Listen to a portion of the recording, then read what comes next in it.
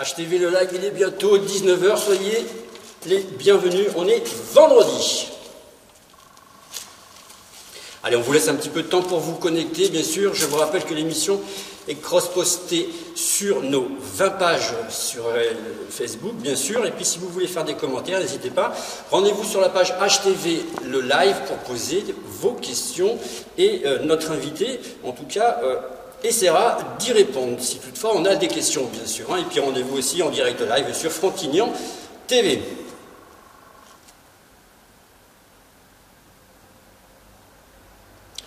Bonjour et bienvenue, nous sommes vendredi, c'est votre rendez-vous Frontignan TV, la TV 100% ventre bleu. On va vous relater un petit peu l'actualité de Frontignan pendant cette période un petit peu difficile. Et aujourd'hui, je suis en direct de la chapelle Saint-Jacques. C'est ça, Jean-Louis Delorme, qui est mon invité. Jean-Louis Delorme, bonjour. Bonjour. Alors avant de commencer cette petite interview de toi, on va passer au premier reportage, puisque vous le savez, aujourd'hui même, c'est l'illumination de la ville. On a rencontré Fabien Nebaud, élu aux festivités, aux joutes et aux traditions. Et on se retrouve tout de suite après pour l'interview de Jean-Louis Delorme. Fabien, bonjour. Alors, grand jour aujourd'hui à Frontignan puisque c'est le début des festivités de Noël avec les illuminations. Alors, dans la grisaille actuelle, ça fait du bien. Tout à fait, on a voulu qu'il y ait un esprit de Noël pour ces fêtes de fin d'année dans ce contexte un peu difficile. Du coup, on a essayé d'accentuer un peu ça avec des illuminations. Donc on retrouvera sur le quartier de la plage à la Capitainerie, sur la Pérade avec la mairie annexe et de nouvelles illuminations avenue du Stade. Et puis on a renouvelé aussi sur le centre-ville de Frontignan les illuminations avec des nouvelles illuminations sur l'hôtel de ville. Un beau sapin de Noël? Des sapins de Noël, donc il y en aura un sur Frontignan et un sur la Pérade aussi. Alors, est-ce qu'il y a d'autres choses? Est-ce qu'on peut déjà dévoiler d'autres choses ou est-ce qu'on attend un peu les évolutions? Alors, on a dû annuler certaines de nos actions, mais qui restent en place. On a donc la crèche géante de Jean-Louis Delorme qui sera mise en place avec ou pas possibilité de visite. Ça, on est encore dans l'incertitude et du coup, elle sera numérisée. Donc, il y aura une visite virtuelle qui sera possible. Le CUSF, l'association qui va mettre en place un conte de Noël donc sur la place Gabriel Péri à la Pérade et au niveau du square de la Liberté, donc un décor où on déambulera pour suivre l'histoire. Marché de Noël? Et non, le marché de Noël, on n'a pas pris le risque d'organiser un marché de Noël qui aurait pu être retoqué par la préfecture à 2 jours. Donc on est plutôt parti sur une ambiance de Noël parce qu'on se doute que les rassemblements vont être compliqués en cette fin d'année.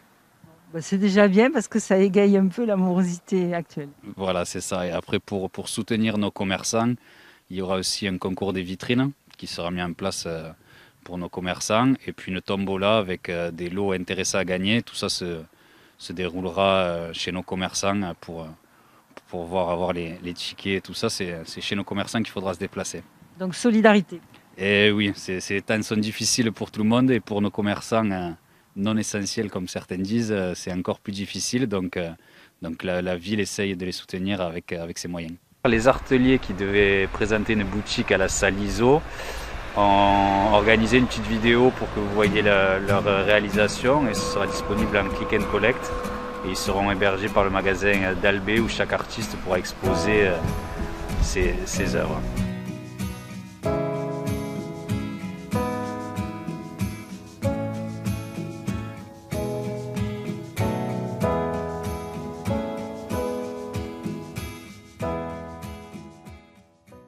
De retour en direct live à la chapelle Saint-Jacques avec Jean-Louis Delorme. Alors rebonjour Jean-Louis, ravi d'être ici parce qu'on expliquera un petit peu le pourquoi du comment. Si tu devais te décrire aux gens qui ne te connaissent pas, parce que je rappelle que tu es connu sur Frontignan, tu commences à être connu, même bien connu, sur Palavas aussi. Alors pour les internautes, parce que nous on est diffusé essentiellement sur les réseaux sociaux, si tu devais te décrire. Alors je suis bien ancré dans ma région. Au niveau professionnel, oui, Frontignan, Sète, Palavas maintenant, oui, bien ancré dans la région. Je suis tout simplement un artiste local qui se plaît dans cette région Et mes inspirations sont vraiment territoriales. Les joutes, oui. La culture palavasienne, frontignanaise, Sète, qui se rejoignent quand même sur pas mal de points. Tu es un artiste à part entière. Ah oui. Tu vis de ce métier-là? Ah oui, c'est mon métier depuis 84.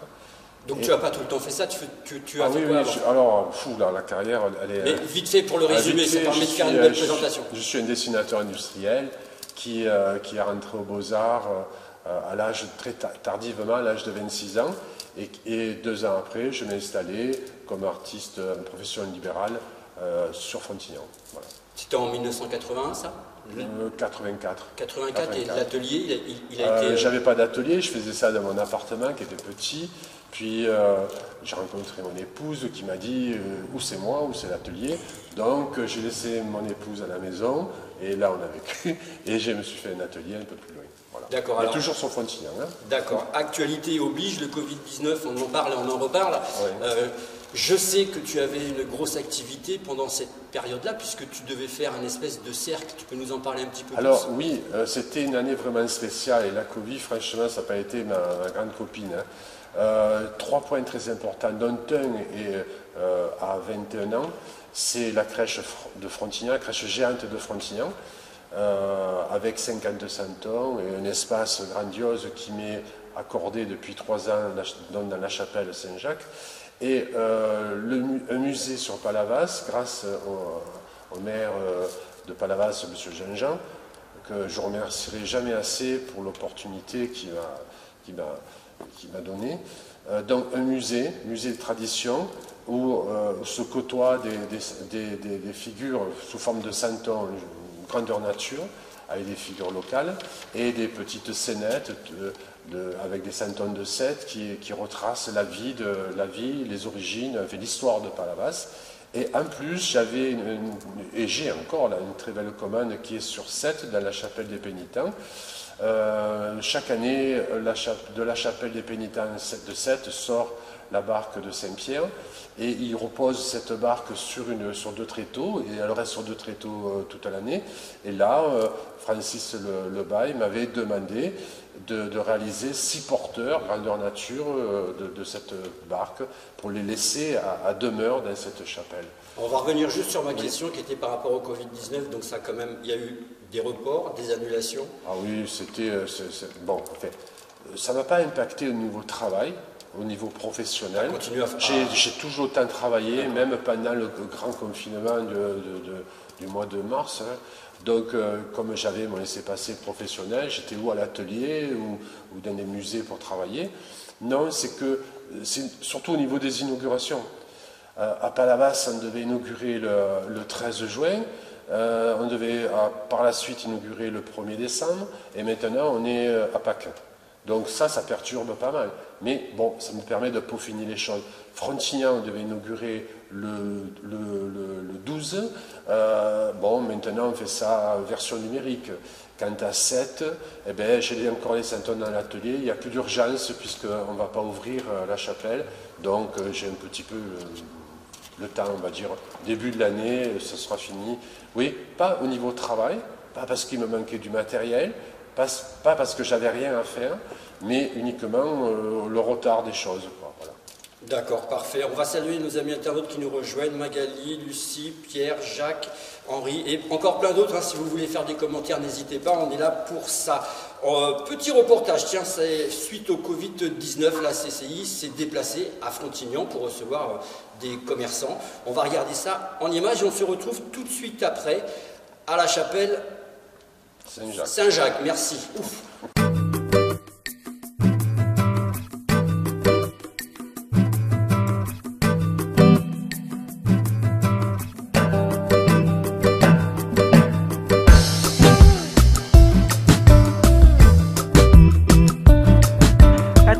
Bonjour, vous êtes élu au commerce à Frontignan. Donc aujourd'hui, il y a une journée de formation pour les commerçants artisans. Oui, nous avons donc contacté la semaine dernière donc, les commerçants de Frontignan-la-Pérade Et vu le malaise qu'il y a au niveau des commerces, on leur a demandé tout simplement de venir sur une journée, donc une journée d'information. Alors une information de groupe le matin et ensuite une information individuelle qui se fera dans le courant de l'après-midi. Et donc ça a été bien suivi ?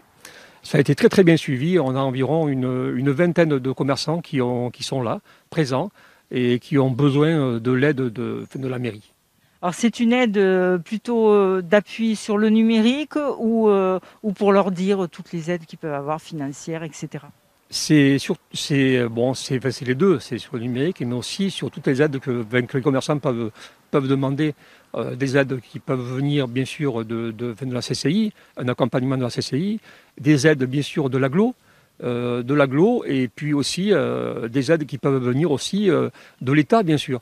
Parce que le souci des commerçants, en ayant été commerçant, c'est de savoir quelle checklist on doit faire sur les urgences. Laurie, bonjour. Vous venez d'assister à la formation qui est faite pour cette crise sanitaire là, par rapport aux petits commerçants. Donc vous tenez une friperie, c'est ça ? Oui, la friperie Bazar. Alors qu'est-ce que vous pensez de cette formation ? Est-ce que vous avez appris des choses qui vous sont utiles pour votre futur ? Disons qu'on nous a refait un peu le même discours qu'au premier confinement avec peut-être certains articles supplémentaires, certaines aides supplémentaires, mais c'est toujours sous réserve de prolongation de confinement, sous réserve d'acceptation ou d'annulation de ce qu'ils ont mis en place. Donc en fait on est dans le flou et la mairie aussi est dans le flou. Personne ne sait nous donner exactement des informations sur l'avenir. Donc on est sur des suppositions, on espère, on attend et on verra. On vous a trouvé très active là, ce matin, à poser beaucoup de questions et même faire des propositions pour le click and collect. Parce qu'on est inquiet, parce que nous on s'est déjà organisé, donc depuis le dernier confinement, on avait une durée, on savait qu'on serait fermé 2 mois et demi. Là on s'amène vers une durée, on ne sait pas exactement quand est-ce qu'on pourra réouvrir, donc on est en train de s'organiser pour le click and collect, pour travailler sur internet, mais c'est pas possible pour tout le monde, c'est très compliqué. Mais on s'attend quand même à devoir travailler à long terme comme ça, donc on le met en place pour prévoir le long terme en click and collect, oui ça c'est sûr. Beaucoup de solidarité sur Frontignan avec les commerçants ? Oui, quand même. On voit que sur les réseaux sociaux, les commerçants partagent beaucoup les publications des autres, tout ça. On se fait beaucoup de publicité entre nous et on encourage les gens à consommer localement.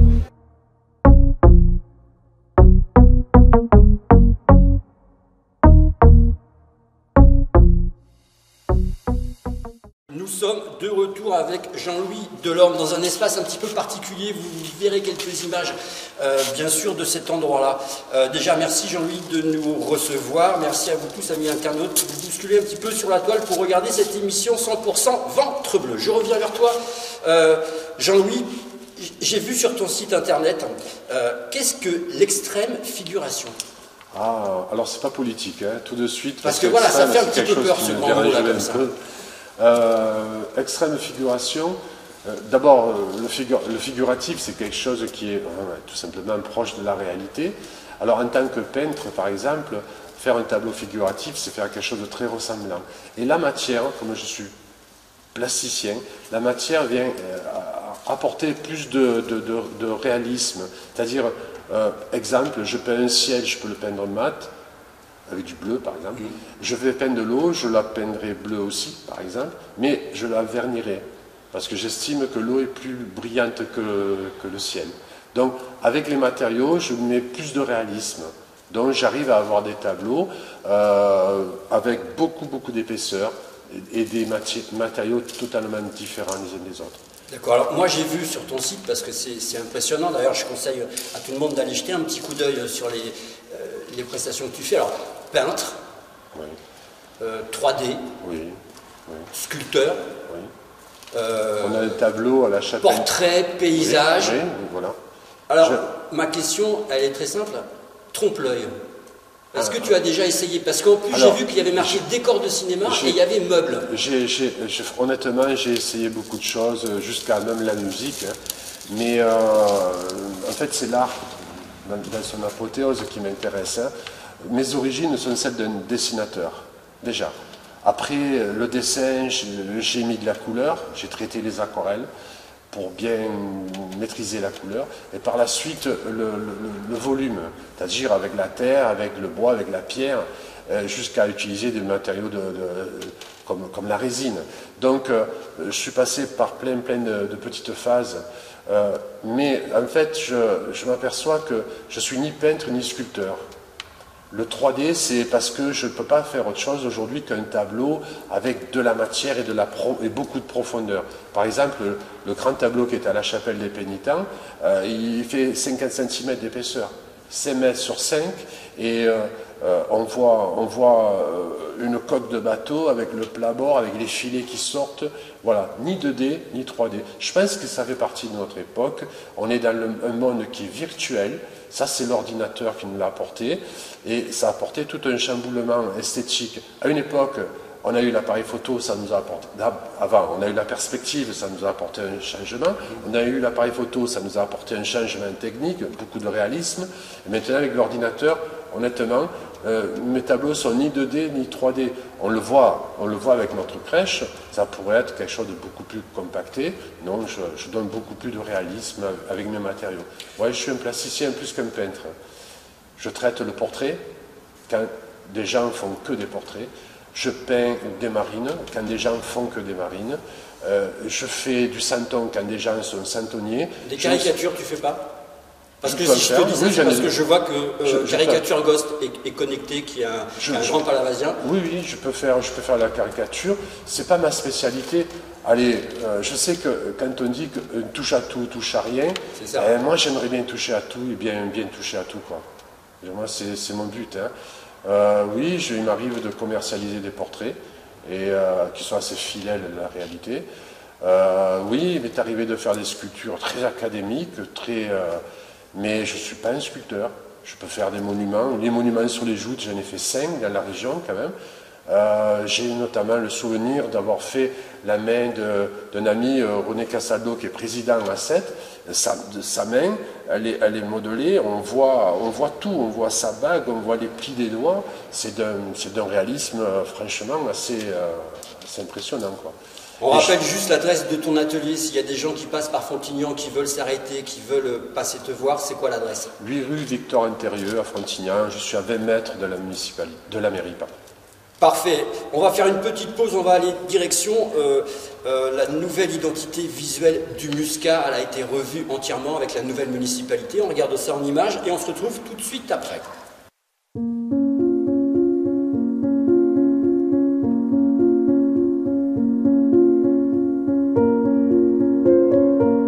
Olivia, bonjour. Alors c'est toi qui es à l'origine de ce magnifique logo du Muscat de Frontignan. Oui, c'est ça. Alors tu travailles à la Boxe Academy, donc c'est une école. Oui, je suis en Master 2 et du coup c'est ma dernière année à l'école.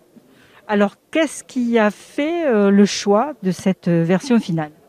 Alors j'ai voulu faire ressortir le soleil pour représenter la ville de Frontignan, donc qui est une ville où il fait bon vivre, où il fait beau quasiment toute l'année. Du coup, j'ai voulu aussi rappeler la couleur du muscat grâce à la couleur du soleil. C'est un vin qui est assez sucré, donc ça le représente bien. Il y a aussi le verre de vin qui est représentatif du vin en général et donc qui est représentatif ici du muscat. J'ai aussi voulu mettre en avant le côté vague et liquide donc du vin et les vagues pour rappeler les étangs et la mer de Frontignan.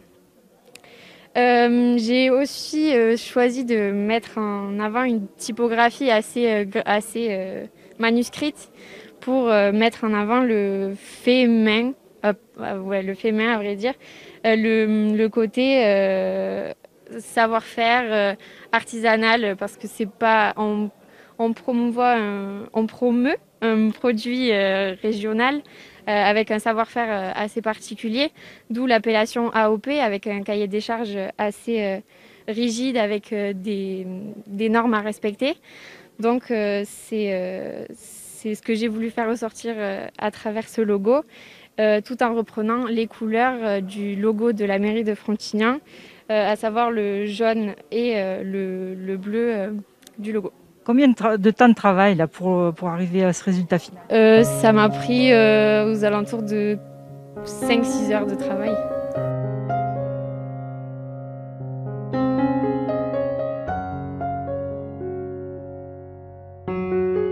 Jean-Denis, bonjour. Donc vous êtes représentant de tout le métier du muscat sur Frontignan ou plus large? Sur l'appellation de Frontignan. Mais bon, disons que l'appellation de Frontignan, comme je le disais, elle s'étend sur Frontignan et une partie sur Vic. Alors vous avez participé à cette nouvelle identité visuelle. Qu'est-ce qu'elle vous apporte? Vous aviez besoin de redynamiser le marché du muscat? Oui, je pense que c'est une initiative intéressante sur Frontignan, oui. Surtout que je pense que la précédente municipalité avait il y avait eu des tensions et je pense que là maintenant on sent qu'il y a un nouveau départ qui est pris et je pense que c'est un départ intéressant. Alors, le muscat c'est important pour Frontignan, hein. On sait que c'est son étendard, le produit étendard de Frontignan. Quand on parle Frontignan, on l'associe tout de suite au muscat. Bien sûr, oui. Je crois qu'historiquement, Frontignan s'est construit autour du muscat. Hein. Je suis frappé de voir que le nombre de maires qui étaient à la fois producteurs et propriétaires de vignes, vous voyez. Et quasiment, on s'aperçoit que jusque dans les années 80, quasiment, 1980, il y a eu des maires qui étaient à la fois maires et producteurs de muscat. Tout au long de l'histoire, il y en a eu jusqu'en 1980. C'est quand même un facteur important, quoi. Donc qu'est-ce que vous prévoyez dans le futur, à part cette nouvelle identité? Est-ce que vous prévoyez d'autres actions pour redynamiser le muscat? Alors on vient d'entendre que c'est pas qu'il est moins apprécié, c'est plutôt un problème qui n'est pas identifié dans les vins, mais dans les spiritueux, quoi. Donc le problème est là pour vous aussi? Oui, je pense qu'il y a, comme le disait Christophe, hein, il y a un problème de metteur en marché, de puissance du négoce, quoi. Actuellement, il n'y a pas d'acteur important de commercialisation. Le seul qui soit important encore, c'est l'entreprise la martiniquaise, Caillard. Mais eux, ils sont pas du tout sur la région. Vous voyez, ils sont sur le Roussillon. Et actuellement, ici, il n'y a personne. Il y a très peu. Donc, il faut plus recentrer sur la région pour le développer. Oui, je pense qu'on ne peut compter que sur la région. Hein. Là, je ne pense pas qu'il y aura pas de... Voilà, c'est au niveau de la région que ça se joue.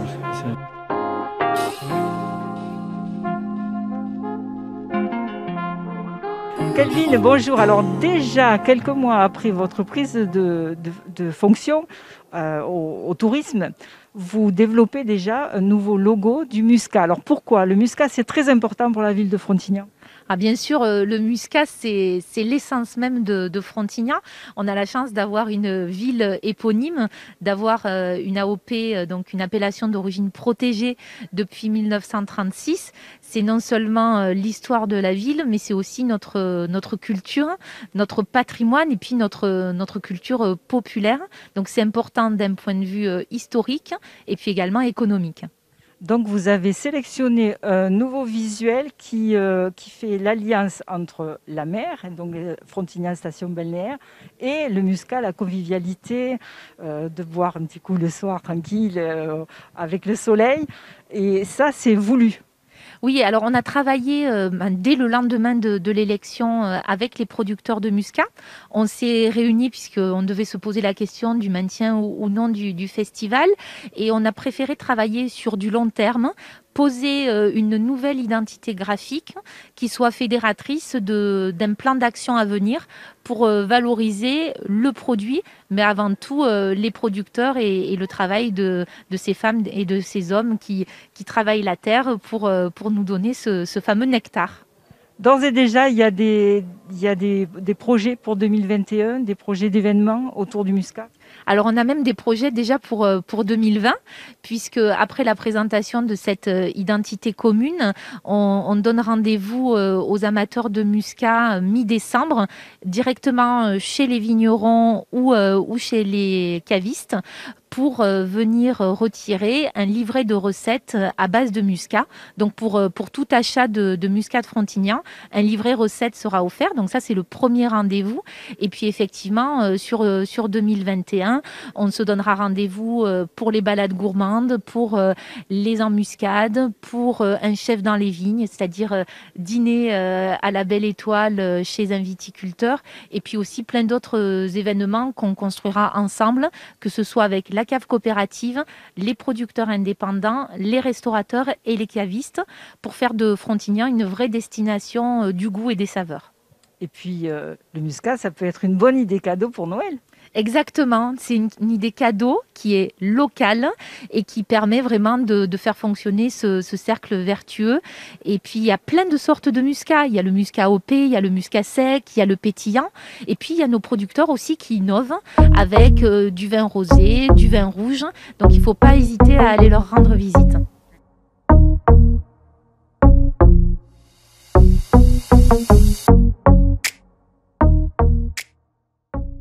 De retour à la chapelle Saint-Jacques. Je ne me suis pas trompé cette fois-ci avec Jean-Louis Delorme, c'est une exclusivité, hein, je le dis bien, puisque la crèche n'aura, en tout cas pour le moment, n'a pas d'autorisation pour être visitée physiquement. Elle va être visible en virtuel, mais ça, on va y revenir après. Les projets à venir chez Jean-Louis Delorme, c'est quoi sur 2020, alors, 2021 pourquoi pas, voyons. Les projets à venir, j'en ai tellement, mais d'abord il me faut, alors chaque année, allez on va dire exemple en janvier, je sais que je vais réaliser telle pièce qui me sont déjà commandées, un peu comme un chef d'entreprise, j'ai des pièces qui doivent être réalisées, des trophées de joutes par exemple, il me faut entretenir le musée de Palavas, il me faut déjà préparer la crèche géante de Frontignan. La crèche géante de Frontignan, on y travaille toute l'année en fait, quoi. Donc, par rapport au travail qui a été fait au musée de Palavas, alors je précise à nos amis internautes qui nous regardent que Jean-Louis Delorme, vous allez le voir sur tous nos journaux, puisqu'il est sur Palavas et il est aussi sur Frontignan. Le travail qui a été sur 7 dans pas longtemps. Et sur 7 dans pas longtemps. Le travail qui a été effectué dans le musée à Palavas, c'est la folie à l'état pur, quoi. Et c'est vrai que tu en parles parce que tu es venu il n'y a pas longtemps. Et voilà, exactement. Mais c'est un musée qui était très obscur, intéressant, mais pour des gens qui veulent voir des photos anciennes, on a tout retiré, on a rajouté de la lumière et du soleil à l'intérieur, sous forme de peinture, bien sûr, et des scénettes, plusieurs scénettes qui racontent la vie de Palavas, mais dans une certaine gaieté. Ouais, c'est assez agréable. Mais il a fallu vraiment donner un coup de baguette magique dans cette salle. Hein. Alors, avant de revenir sur ce qui s'est passé à Frontignan, on a eu l'inauguration, donc c'était mercredi, du maire et de l'adjoint à la culture qui est venu donc inaugurer cette visite virtuelle 2.0. Avant de revenir vers toi sur cette visite virtuelle avant de regarder le reportage qui va suivre, est-ce qu'il est envisageable un 2.0 virtuel sur Palavas, sur le musée? Puisqu'il me semble que mercredi, tu as dit que l'idée... Mercredi, tu as dit, parce qu'on était présent, tu as dit mercredi, l'idée est bien et on va la garder, confinée ou pas confinée, ça fait encore plus de visibilité et c'est sûr et certain que ça fait plus de visibilité parce qu'il y a des gens, des Alsaciens par exemple, qui peuvent regarder et c'est toujours intéressant, ça peut ramener des clients, c'est toujours bien. Et est-ce qu'à Palavas, tu envisages, pourquoi pas, de faire le même exercice? Oui, c'est affirmatif. D'accord. Parce qu'on a déjà même commencé. Dans notre équipe à Frontignan, on a la chance d'avoir des gens qui se déplacent avec moi, notamment une grande amie, Mireille Sandras. Et déjà, elle sait que déjà on a commencé à travailler les textes, comment expliquer telle scène, comme on le fait pour Frontignan. C'est une façon de faire et ça s'étend. Alors, le virtuel, on n'a jamais vraiment fait. Si, par rapport à Frontignan, la crèche géante, on a chaque année fait un petit film. Mais je pense que à Frontignan, on a 5 000 à 6 000 entrées en 3 semaines pour visiter notre crèche. Honnêtement, ça serait dommage de ne pas avoir pour ambition de diffuser notre crèche en dehors de Frontignan. Et là, il n'y a que le numérique. Et ça, eh bien voilà. Et le petit plus qu'il y a dans cette visite virtuelle, il faut bien le dire, hein, c'est qu'on l'a énuméré lorsqu'on a fait l'inauguration mercredi, c'est que il y a une narration, il y a une histoire, c'est pas juste on regarde comme ça. C'est Mireille Sandras qui nous explique la crèche. Bien sûr, on fait ça en famille, on écrit le texte en famille, mais elle, avec le verbe qu'elle a, et cette façon de parler qui est franchement bien parlée, certainement mieux que moi. Hein. Et donc, il faut conserver tout ça. Il faut que les gens qui pensent que ils ont tout vu avec la crèche alsacienne ou la crèche provençale, sachent qu'à Frontignan, il y a quelque chose de très important qui se fait. Et qu'ils ne peuvent pas venir la voir. Donc on va leur apporter, et ça, il n'y a que le numérique. Quoi. Alors juste, ça va sortir quand officiellement? Tu as une date? Non. Franchement, non. On est très bouleversé en ce moment sur les dates. Hein. Je pense qu'on met ça dans les boîtes, et voilà, il y a du travail qui est fait. On a un petit film, parce que dans notre équipe, on a même Gilbert Tudès qui prend des photos et qui filme. Le film est dans la boîte déjà. C'est rangé. Donc c'est incessamment sous peu sur le mois de décembre. Incessamment sous peu. On l'a remis à la municipalité de Frontignan il y a quoi? Il y a une semaine. En retour, on m'a demandé de faire une petite correction sur un petit quelque chose. Ça va être fait et c'est eux qui vont me dire quand est-ce que ça va être diffusé. D'accord, parfait. Alors ce que je te propose, c'est de regarder le petit sujet qu'on a tourné, c'était l'inauguration, c'était mercredi, de la crèche ici à Frontignan. Monsieur le maire, madame l'élu à la culture, bonjour. Alors on vient de faire l'inauguration virtuelle de la crèche. Alors cette année est exceptionnelle dans toutes les circonstances, mais vous avez tenu à la faire. Oui, on a tenu à la faire parce que malgré la Covid, je crois qu'il y a un certain nombre d'événements qu'on peut faire, il faut le faire. Je crois que dans cette période, nos concitoyens ont aussi envie de voir aussi notre ville en activité, que ce soit sur des questions de culture ou sur des questions liées à notre identité locale. Mais je crois que personne n'aurait compris que cette crèche ne puisse pas exister et surtout qu'elle ne puisse pas être visible de l'ensemble de nos concitoyens. Époque difficile, moyens différents, mais montrer aussi que dans notre ville, malgré la situation compliquée, on reste debout et actif et déterminé. Alors, c'est pas la première, puisque c'est la 22e édition, et je me suis laissé dire que vous y étiez très attaché. Oui, alors très attaché, effectivement, c'est en 1999, lors d'une rencontre avec Jean-Louis Delorme. À l'époque, j'étais jeune élu aux festivités, et donc c'est une rencontre entre Jean-Louis Delorme et moi-même. Et donc, commande a été passée. Première édition qui a été un succès. Et le succès ne s'est jamais arrêté depuis maintenant 22 ans. Et on continuera encore 22 années encore. Alors, Madame Maillard, pour vous, c'était la première visite de cette crèche. C'est effectivement la première visite. J'en suis très heureuse. Je trouve que même dans sa forme réduite, je n'ose même pas imaginer ce que ça doit être dans sa forme générale.